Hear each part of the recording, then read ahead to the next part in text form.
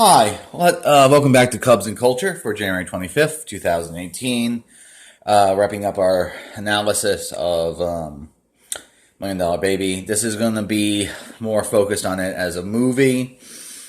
Okay, so the movie, the script is very, very good. It's allegedly it was a first draft when they shot it because Eastwood, as sort of a director, kind of just like he reads something he's like, yeah, that's good, let's move on. It's one of the things I like about Eastwood is he's very not. He's sort of the opposite of Kubrick, where he just sort of shoots, and then because he knows what he likes, it's kind of amazing. They also took only like 39 days to make this movie. With that being said, I think the script is the least polished aspect of this movie. It's overall very, very good. I feel like Maggie's family is a bit too broadly, stereotypically written as sort of like the Hicks or white trash. I also feel like there's a couple contrivances that might be a bit too far. The nurse going to get a cup of coffee right at the end before he euthanizes Maggie is the example I have. With that being said, like Robert McKee, I have a pretty strong hatred of voiceover narration because most of the time it's trying to patch up weaknesses in the writing. Now, fortunately, two things about the voiceover narration. Most of the time it's not actually needed for plot or characterization or anything like that. It's acting sort of as an ironic commentary. But the thing that I really like about it is if at the end of the movie it's revealed that everything you've been listening to that from Scrap being said is actually a letter to Frankie's daughter. It just brings up like unreliable narrative stuff and stuff like that because he's trying to convince her probably to make contact. So I really like that for once the voiceover narration was justified within a movie. And I feel like this is a pretty good way of justifying it. With that being said, the script I think is the least a polished part of it. And maybe another pass should have been done. But whatever, it's still a good script. Also, just so if you're not aware of this, the movie's actually based on two separate short stories by FX Tool, which it's a little bit like Master and Commander, that it's sort of patched together, and I really like that. Both short stories are well written, at least as far as I remember reading them 10 years ago. So if you're just wondering about the adaptation. Okay, with that being said, I actually, I'm going to pause, talk about acting first. A lot of the movie, when you're first watching the film, any of the weaknesses you could pick up at the script doesn't really occur to you on your first pass, or maybe not even on your second pass, because the acting in this movie, a lot of the emotional depth and power of the performance of this movie, it's actually a bit like Mystic River, where you can pick at sort of the script having issues, but the acting being really good, is every single performer, principally Eastwood, Swank, and Freeman, but also things like Jay Baruchel as Danger, has a sort of gruff. I don't want to say real. Gruff, raw emotionality. Insofar as the characters themselves have emotions. Because like Frankie's he's a steely old school masculine cut man in boxing, so he's not exactly the most emotive character.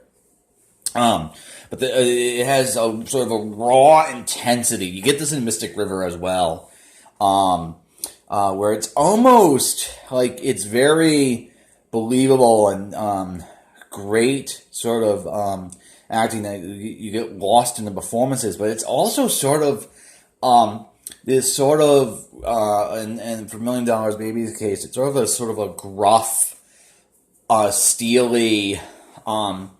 austere Spartan sort of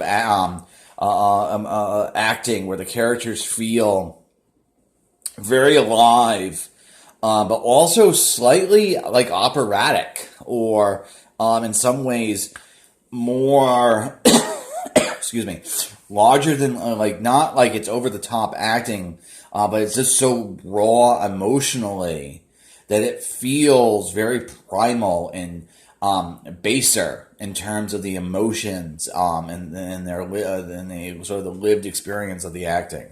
I also really like that Swank did an amazing job of making Maggie not feel like just a stereotypical tomboy. Because obviously, as a woman who's a boxer, it's very easy to become sort of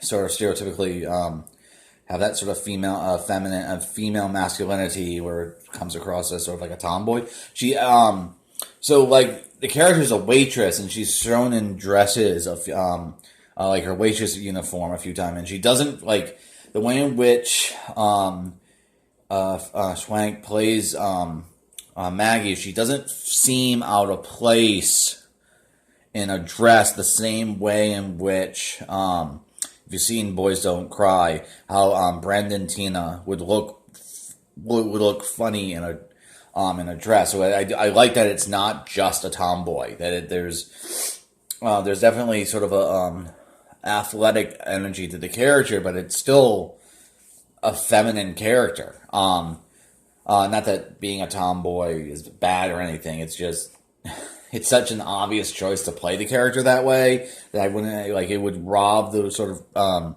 character of that nice raw emotional power I was talking about. Freeman, he plays a very similar character to what he's doing. Excuse me, plays in Shawshank Redemption, where he sort of has a quiet dignity and he's commenting or on another person's life. Scrap is he's good. He's sort of an old, like, I'm glad he got the Oscar for this because it is sort of the quintessential Freeman character, where he has this sort of dignified humanness to him. Okay, so that's for the acting.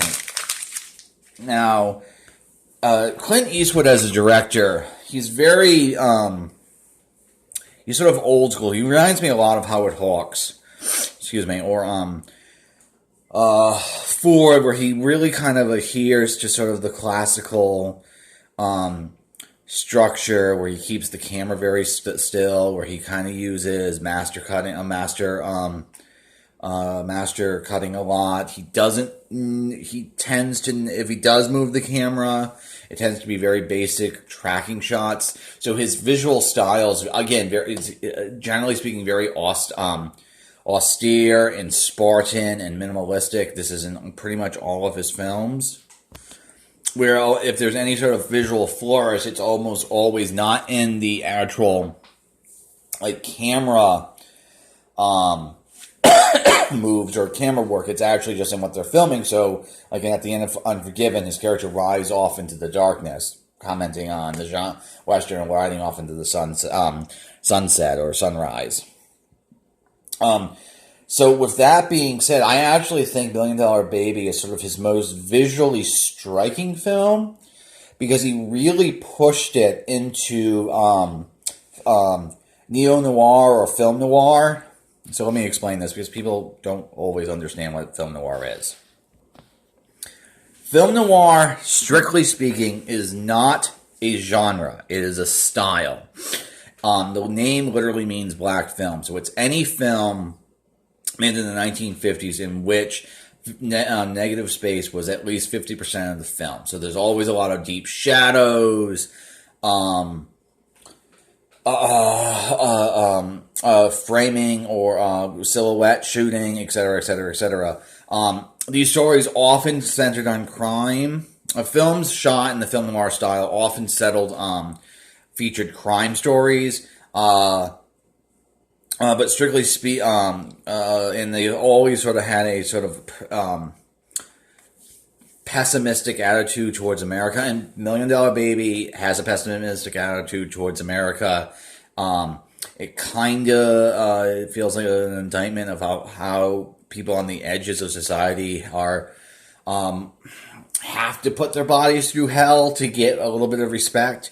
But here's the thing, like I was saying, Eastwood's direction pushes this film into absolutely noir. It's a neo-noir only because in the time period it was made, but it's absolutely stylistically a noir film. It is very shadowy. It's very moody. The way in which light and darkness plays really helps with sort of the ambiguity of the ending. And so, of all of Eastwood's films that he's directed, this is actually, I think, his most visually interesting and his most visually distinct. Okay, that's pretty good for a movie, Million Dollar Baby as a movie. I'll see you tomorrow with a Cubs or baseball update. Yay, Cubs and culture out. I feel like this one was unsatisfactory, but whatever. I was sad because of the movie. Hope people are listening. See you tomorrow.